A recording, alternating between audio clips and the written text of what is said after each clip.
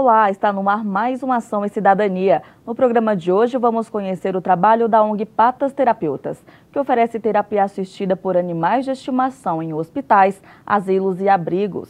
Para falar desse projeto, recebo a Silvana Fedeli Prado, que é a fundadora do Patas Terapeutas. Seja bem-vinda, Silvana. Muito obrigada pelo convite. E com a gente também a Vilma Cabral, que cuida do Conselho Administrativo da ONG. Seja bem-vinda, Vilma. Obrigada pelo convite. Para começar explicando sobre esse trabalho que parece ser super interessante, né? Quando que vocês começaram? Qual que foi o ponto de partida?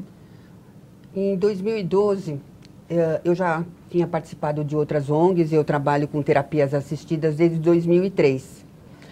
Aí eu queria trabalhar com outros animais além de cães. E aí eu resolvi fundar o Patas Terapeutas, onde a gente lá tem gatos, podemos ter bichinhos silvestres e de estimação. E a partir daí que começou tudo. Aí, como já conheciam o meu trabalho, a gente começou em hospitais, depois vieram os asilos, vieram os abrigos, e hoje são 17 instituições que a gente trabalha. E tudo voluntariamente, viu? É um trabalho feito com o coração. Que legal, você fazia isso antes de 2013 e de 2012 de forma voluntária? Sempre foi de forma voluntária. Eu queria ser voluntária. Aí eu vi um programa especial, a cabo, fora do Brasil, que falava sobre as terapias assistidas por animais. Eu me apaixonei porque falei, é isso que eu quero, trabalhar de voluntária com o meu bicho, é a melhor coisa que tem, né? Fui procurar, tinha uma ONG em São Paulo, fazendo esse mesmo trabalho, me filiei a essa ONG, aí comecei a trabalhar, comecei como voluntária, eu gostei, fui para monitora, fui uma coreana, aí eu peguei o gosto, e aí quando eu quis trabalhar com outros animais e queria expandir mais o que eu faço, né? Aí eu resolvi fundar o Patas Terapeutas e tem sido um sucesso, graças a Deus. Que legal. Vocês trabalham com modalidades de atividade, educação e a terapia assistida, né? Sim, são três modalidades. Como funciona cada uma delas? A atividade é algo assim corriqueiro, de entretenimento, você chega, conversa com as pessoas, sempre o animal no meio entre você e o paciente, o assistido, como a gente chama, né? Então, não precisa ter um profissional da área da educação e da saúde. Já a terapia assistida por animais, ela sim, ela precisa ter um profissional da área da saúde, sempre no comando. É direcionada, tem metodologia, tem começo, meio e fim. E tem a educação, que é a mesma coisa que a terapia assistida, só que a educação assistida por animais, porque ao invés de ser um profissional da área da saúde, tem um profissional da área da educação, um pedagogo, um psicoterapeuta. Aí você começa... E também é muito importante falar que a gente hoje usa muito intervenções assistidas por animais, porque quando se fala só de terapia assistida, parece uma coisa bem terapêutica, né, mesmo. Mas acontece que usando intervenções, você pode trabalhar com um TO, você pode trabalhar com qualquer outro profissional que não seja exatamente da área e todos juntos e misturados. E quais são as espécies de animais que vocês trabalham, já que você, né, explicou que criou uma para poder expandir, não trabalhar só apenas com cães? Hoje em dia nós trabalhamos com cães, que é a maioria, né? Com gatos. Hoje em dia nós temos um furão, um ferret, né? Já tivemos passarinhos e coelhos. Mas a dificuldade está em trazer esses voluntários que têm bichos exóticos e silvestres para trabalhar, porque a maioria gosta de ter esses animais em casa, para ter essa interação dentro de casa ou em gaiolas. O mais importante é trazer esse pessoal para ser os nossos voluntários, porque você tendo um cão é muito fácil, né? Gatos, a gente já está tendo, nós temos 3 gatos terapeutas, que é uma graça, né? E temos mais voluntários para serem avaliados com gatos, mas a dificuldade é trazer pessoas que tenham animais diferentes, né, do normal que a gente costuma ver. Inclusive, nós temos uma gatinha que é muito interessante, que é uma gatinha preta, né? Isso. Então, tem toda essa superstição em cima do gatinho preto, né? E ela é uma das nossas terapeutas que faz muito sucesso. Quebrando paradigmas, né, na verdade. Que legal. Quais que são os requisitos, né, para esses animais que vocês acabam trabalhando? Os requisitos precisa ser, primeiro, um animal afetivo. O que é? Ele não precisa ser só bonzinho com o seu tutor. Ele precisa ser bom, afetivo com outras pessoas, porque às vezes tem bichinhos que são ótimos, mas no colo do seu tutor. Você vai pegar o bichinho, ele vira um monstrinho, né? Então, ele precisa ser esse animal afetivo que chegue nas pessoas. Ele precisa ser...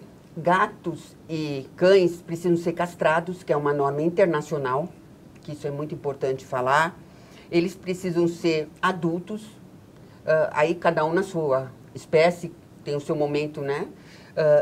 Os silvestres exóticos não precisam ser castrados, isso é importante falar. Que mais?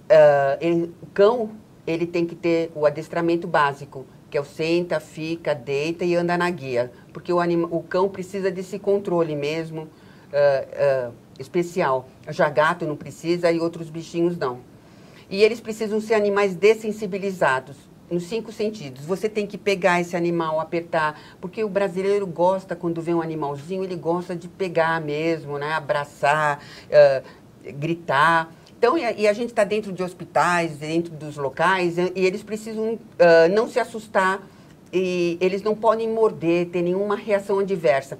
Então, eles têm que escutar barulho, cheiro, as pessoas chegarem a abraçarem. Nossa, tem lugares, né, que as pessoas chegam e tiram foto de conchinha, abraça, beija. Imagina, o animal tem que estar preparado para esse tipo de contato com as pessoas em geral. E o contato, né, é importante falar, que não é só com o paciente, o assistido.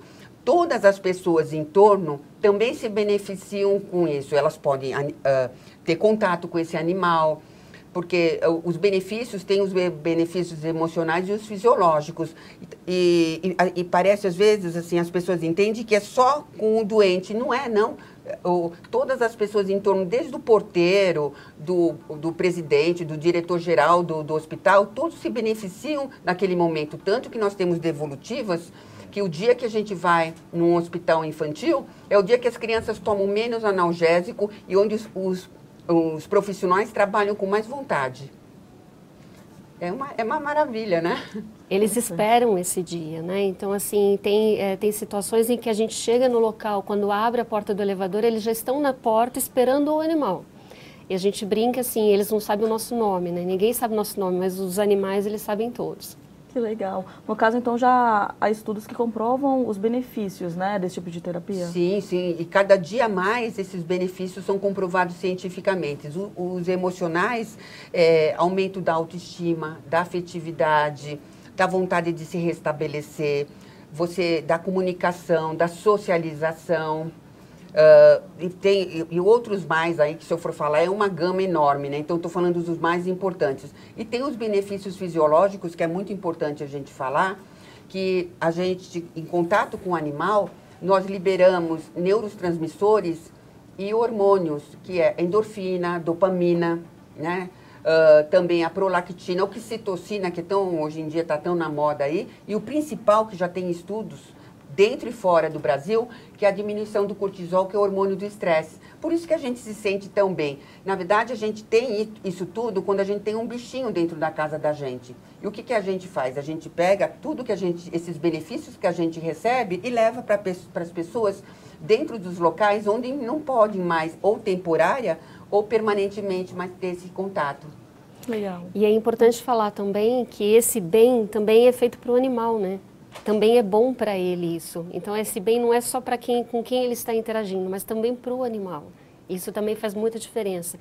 E é tão interessante que às vezes a gente entra num local e alguém chama, o animal já vai pronto para receber o carinho do assistido, né? O feeling deles é melhor que o nosso, porque eles não julgam. A pessoa pode estar do jeito que for, da cor que for, eles chegam na pessoa e vão nela.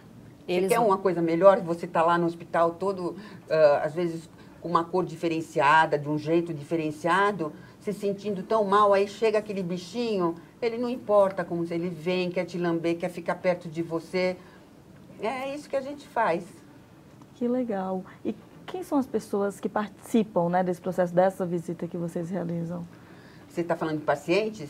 Sim, de profissionais e do próprio corpo de vocês, de voluntários? Voluntários, qualquer pessoa pode ser voluntária. com e sem animal. É muito importante a gente falar isso, porque às vezes você não tem um bichinho, mas você gosta da causa, quer fazer um trabalho, então você também pode fazer esse trabalho, porque você pode nos ajudar a explicar para as pessoas o porquê daquele animal dentro da instituição. Você, por exemplo, eu tenho 3 animais terapeutas.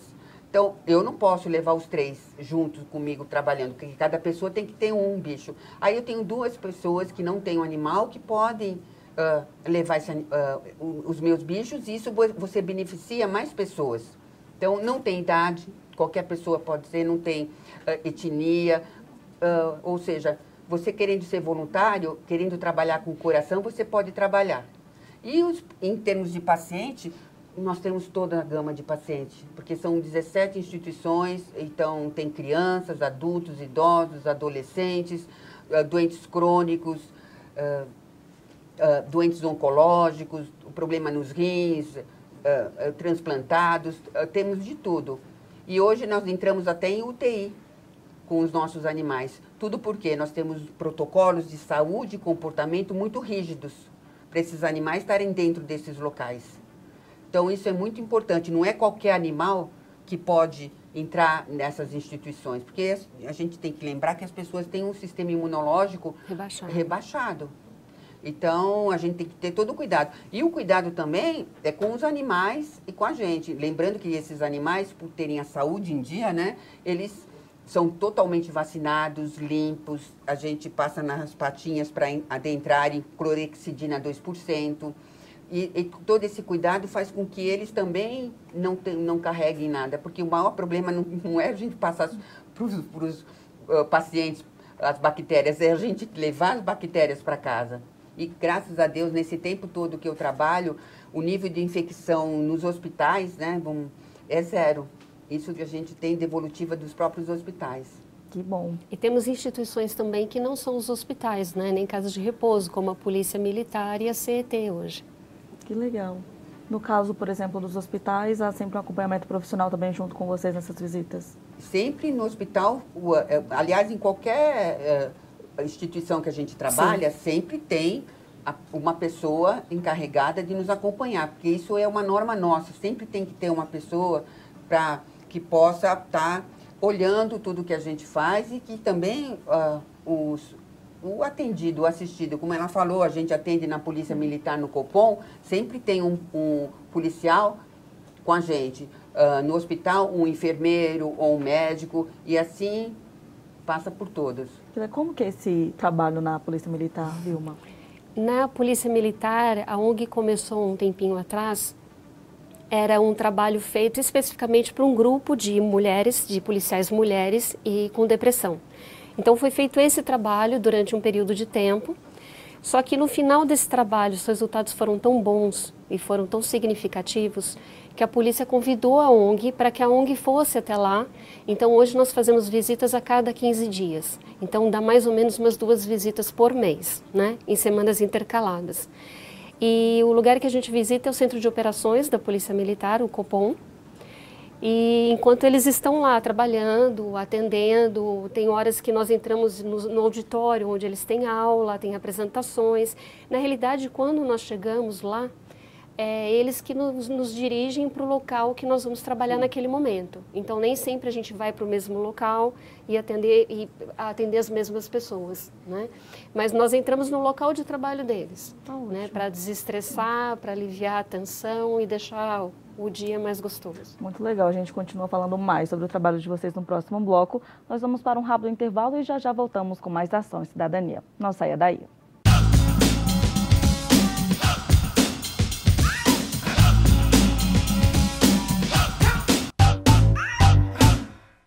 Estamos de volta com Ação e Cidadania e hoje estamos falando sobre a ONG Patas Terapeutas. Eu continuo aqui com a Silvana Fedeli Prado, que é fundadora do Patas Terapeutas, e da Vilma Cabral, do Conselho Administrativo. Bom, a gente estava falando um pouco mais sobre a realização das visitas, né? Queria saber se há algum treinamento para esses animais antes de ter esse processo da visita, ou basta mesmo ser bem educado no caso dos cães? Quer falar? Quando o voluntário vai começar a trabalhar com a gente, né? Então o voluntário ele passa por uma série por um processo todo, como palestras, ele passa por algumas visitas. E se ele realmente toma a decisão de trabalhar como voluntário, então assim, o animal, ele passa por uma avaliação, ele passa por uma avaliação de comportamento e por uma avaliação de saúde. Então nessa avaliação de comportamento, que é verificado a questão dos comandos básicos, se ele é um animal afetivo, se ele é a relação que ele tem com o tutor dele. Então assim, nessa avaliação é feito toda essa análise do comportamento do animal para ver se ele está pronto para ele começar a trabalhar ou não. Ótimo. No caso dos animais silvestres, né, que é um dos motivos de você ter inaugurado essa ONG, ter criado, né? Como que é o mesmo processo? É diferente? É o mesmo processo. Todos são avaliados da mesma maneira, claro, que cada um do seu jeito, né? Por exemplo, o furão, o ferret, ele também foi manuseado, ele não precisa dos comandos básicos, né? Mas ele foi manuseado, é colocado para sentir cheiros, barulho. Então, você coloca no meio de pessoas para as pessoas diferentes, né, pegarem um animal, poder, perto de outros animais, porque a gente trabalha juntos. Então, o cão, o gato estão sempre juntos, o ferret também, se tem coelho também. Animal que, claro que nós temos animais que não gostam de coelho, cães, né, não gostam de outros bichinhos, aí ele é colocado ou em outro andar para trabalhar na instituição, ou ele é colocado em outra instituição para não ter problema. Mas a maioria dos nossos animais, eu acho que eles já têm um temperamento próprio para aquilo, né? Para esse trabalho, que a gente não vê eles assim fazer algum tipo de movimento mais drástico em relação a outro animal. Lembrando que é muito importante falar para você que a gente tem animais ativos e animais passivos. O que é isso? Aquele animal passivo, aquele animal bonzinho que fica no colo, ou mesmo grande que fica no chão, que você passa a mão, faz massagem, né? Essa coisa assim que você tem vontade de levar para casa. E que às vezes as pessoas pensam que animal terapeuta tem que ser esse animal quietinho. Não necessariamente. Exatamente. Também um animal ativo é muito importante. Porque esse animal ativo, ele vai andar com o paciente no corredor, vai jogar bolinha, vai fazer atividades que o animal passivo não faz. E sempre numa atividade, a gente sempre coloca um animal ativo com um animal passivo, pensando no bem-estar do próprio animal também. E é importante falar isso para não ficar no imaginário das pessoas. As pessoas vivem falando, mas eu não tenho um cão tão bonzinho assim. Só que ele não é tão bonzinho assim. O animal mesmo ativo, ele consegue interagir. Se eu tivesse com um animal ativo aqui, ele estaria do meu lado, sentado ou no meu colo, porque ele sabe onde ele pode ser ativo, onde ele pode ser passivo. Então, isso é muito importante. E sempre um animal grande, um animal pequeno. Porque tem lugares que você precisa do animal pequeno para ficar no colo, ou para as pessoas que gostam mais de animais pequenos. E o grande, que tem gente que adora o grande. Eu tenho um cão de 50 quilos, que é um golden, ele vai na cama, que as crianças pedem para ele ir na cama. E ele, assim, às vezes, é maior que as crianças, mas é o tamanho, é tanta coisa que gosta. Então, você precisa sempre trabalhar com essa diferenciação de animais. Que legal. E falando de criança, como que é a reação, no caso das crianças, quando participam dessa terapia? É muito gostoso, né? Então, assim, a gente tem das mais diferentes reações, né? Inclusive, há crianças que, a princípio, têm medo, né? Não quer passar a mão e não quer chegar perto. E, às vezes, a gente vê, no final de uma visita, o cachorrinho já está no colo dele, ele já se aproxima, ele já vai fazer um carinho. Então, isso também é muito gostoso. Agora, eu acho que é interessante comentar que nós respeitamos muito também, porque há animais que o temperamento do animal com relação à instituição que ele vai. Às vezes tem animais que são mais quietos, mais passivos, que não se encaixam e não se sentem muito à vontade num lugar que é muito agitado, que tem muita criança correndo, mas fica melhor onde tem os idosos, né, que é um ambiente mais tranquilo. Então a gente também olha isso também. Sempre o bem-estar do animal. Não é porque você trabalha com o seu animal que você tem que expor esse animal ao que você quer. Porque, na verdade, você não trabalha sozinho, você trabalha primeiro com o seu parceiro. Nós trabalhamos com equipes, uma equipe toda, mas eu falo que começa sempre nessa parceria. Você e seu bicho, não importa se ele seja um silvestre, um exótico, um cão, um gato, não importa quem seja. Você tem que ter essa parceria com ele primeiro e perceber quando esse animal está bem ou não está. Tem dias que você levanta, você não está bem, você fala, hoje não estou legal para ir trabalhar, ou estou com febre, porque a gente sempre se preocupa isso, falar isso para o voluntário, porque a gente está indo para lugares onde o sistema imunológico está rebaixado, isso é importante, mas tem dias que o animal também não está bem. Também então, acontece. você tem que ter essa visão, você tem que ter essa parceria com o seu animal, para saber se ele não estiver bem, às vezes ele está com um probleminha de barriguinha, ou ouvido, ele não vai trabalhar também. A gente respeita esse animal, não é porque a gente está fazendo bem que a gente tem que sacrificar esse animal para fazer um bem maior, porque aí a gente não vai estar fazendo um bem, não é? Tem que ser bom para todos, né? Com certeza. No caso dos idosos, é um trabalho diferente? Costuma ser uma reação diferente comparada às crianças? Eu acho que não tem muita diferença, né? Não, não tem, eu acho que não. Inclusive, quando a gente fala a parte dos animais serem dessensibilizados, né, da criança agarrar e apertar, isso também acontece com os idosos, né? Então, assim, um cachorrinho que tem muito pelo, etc., você vê o idoso, assim, enche a mão e quer apertar e quer abraçar. Né? Às vezes a gente tem que tomar o mesmo cuidado que a gente toma com as crianças em relação a querer segurar e querer, a gente também toma com os idosos. Eu falo sempre que a diferença entre a criança e o idoso é o tamanho, porque as brincadeiras passam a ser a mesma, porque tem que ser divertido, você tem que brincar, porque um está começando, outro está terminando, mas cada um tem a sua vivência, né? Então, a gente faz para o idoso, a gente faz um resgate desse mundo, né? Porque muitos deles são institucionalizados. Então, eles deixaram o seu mundo, todo o núcleo deles, para ficarem dentro de uma instituição. E a vinda desses animais muda tudo. Eu falo que o animal, ele traz, né, toda essa memória de infância, memória de vida dessas pessoas. E aí, eles contam pra gente. Eles contam, e aí eles conversam. Às vezes, você chega num lugar, ninguém, mesmo com criança, tá todo mundo lá paradinho, ou estão cada um no seu quarto. Então, mesmo eles podem estar num local e ninguém fala com ninguém, chega com os animais, eles começam a se conversar, falar, aí um conta para o outro que já teve bicho e vão falando de coisas. Aí você vê como é que a comunicação muda, né? Como faz bem. E aí eles começam a conversar com a gente também, conversa com outras pessoas. Então, modifica, traz essa coisa boa para eles, esse retorno bom da vida para eles. Que legal. Vocês devem também receber feedback dos familiares, né, dessas pessoas? Sim. Sim. Muito. A gente tem mães que falam assim pra gente, nossa, meu filho não ria há 2 meses, 3 meses, ele tá rindo agora. Sabe, ontem mesmo nós tivemos uma visita numa UTI de uma criança que não se mexe por conta da doença dela e simplesmente na hora que ela viu o cachorro começou a mexer as perninhas. Vai entender. Sabe, tem crianças depressivas que já estão... Isso tem vários casos, né? Crianças depressivas que estavam ainda no hospital, que não podiam receber alta por conta da depressão.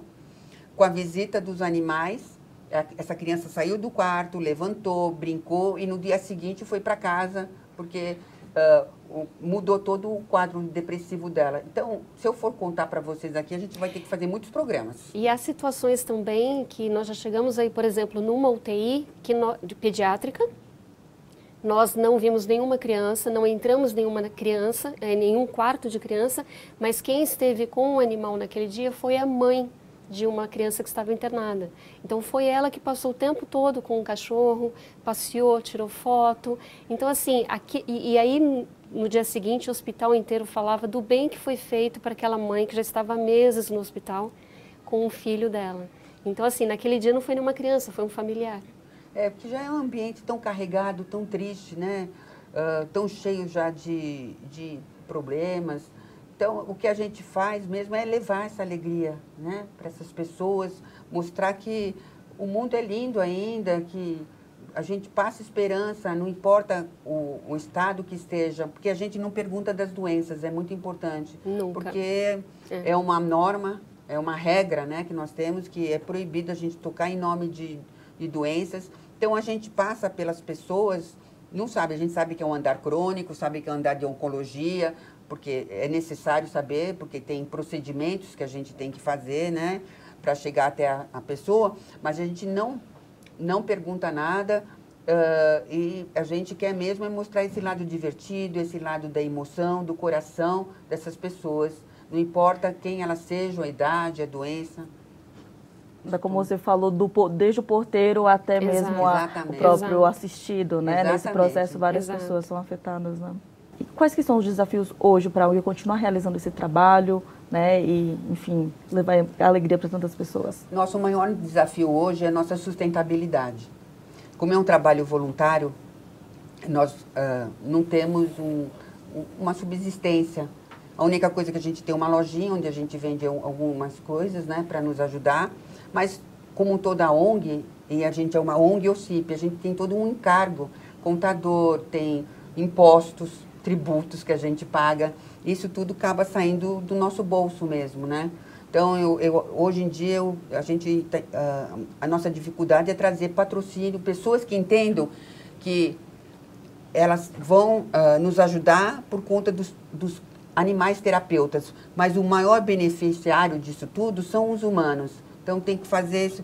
Hoje, a gente vê muitos patrocínios para protetores, animais que precisam. Eu acho assim, super justo, mas assim, eu vejo que as pessoas não compreendem muito esse trabalho do animal terapeuta, desse benefício que eles podem trazer para as pessoas. Essa é a nossa maior dificuldade hoje, que a gente luta muito. E, assim, sempre é um trabalho, assim, herculano, né? Da gente conseguir fechar o mês. Mas o mais importante, assim, mesmo com toda essa dificuldade que a gente tem, quando a gente entra dentro de um hospital, vê um sorriso de uma criança, vê a senhorinha fazendo assim para receber, uma policial toda fardada, esperando a cachorrinha na porta do elevador, isso faz com que o nosso trabalho continue, entendeu? Que vale a pena fazer. Quem quiser conhecer e até mesmo ajudar, né? Quais são os contatos para conhecer a ONG? Nós temos o nosso site, temos o nosso Facebook, onde lá as pessoas vão encontrar a maioria das nossas fotos, que a gente coloca nossos vídeos, fotos, tudo. E tem um telefone, onde a pessoa pode entrar em contato. Tem quem quer ser voluntário, tem um botãozinho lá no site, quero ser voluntário, preenche uma fichinha, tem um botãozinho de doação. É importante que eu falo, toda a pessoa querendo conhecer, não importa, não precisa...